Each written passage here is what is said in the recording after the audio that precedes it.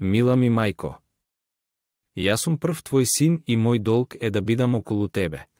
За да не чувствуваш потреба од ништо. За твојата безпределна љубов, за илјадите неволи и страданија, за безбројните бесони и машителни ноќи. Поминати некогаш над леглото на твојот мал, слабичок луле. Јас должам најголеми грижи и неизмерна синовска љубов. Но можам ли, кога ги чувствувам болките на нашата измачена татковина, да не се оддадам со љубов на најверен син на незиното свето дел? Маките на татковината се повеќе од сите страданија на секоја наша мајка. И јас, без ни најмалку да те навредувам, се чувствувам повеќе син на втората моја мајка, Македонија, отколку на тебе, која си ме родила.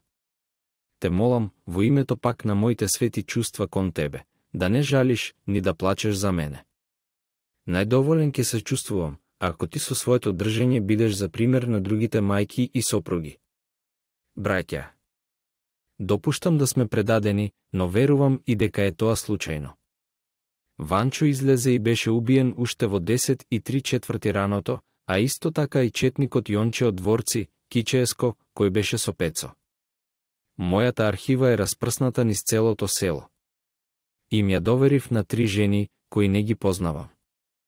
Ванчо исто така ја оставил архивата кај една жена, но не ја знам. Побарајте ја, ќе ја најдете.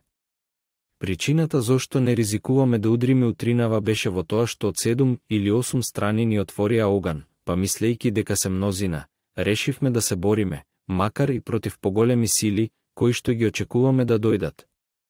Уверен дека не ќе бидеме спасени, за последен пат ви испраќам братски поздрави на сите другари и пријатели. Спроти карпата каде што сме сега, го оставив во една дупка над зидот моето кесе со 4,5 наполеони, 1 лира и околу 40 гроша. Тоа се охридски пари.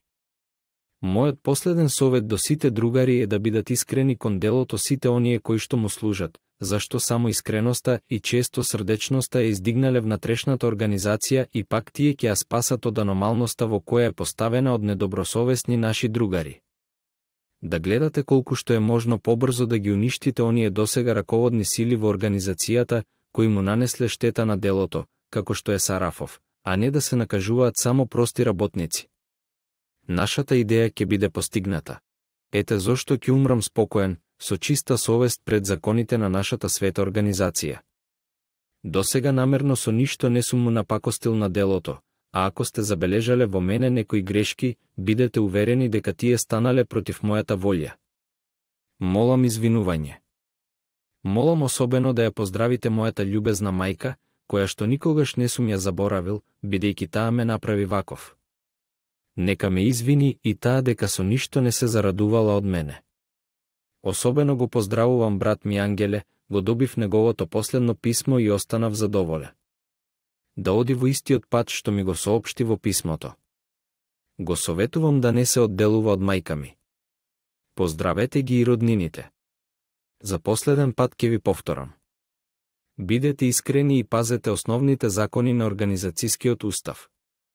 Останувам со братски бакнежи. Христо Димитров Узунов.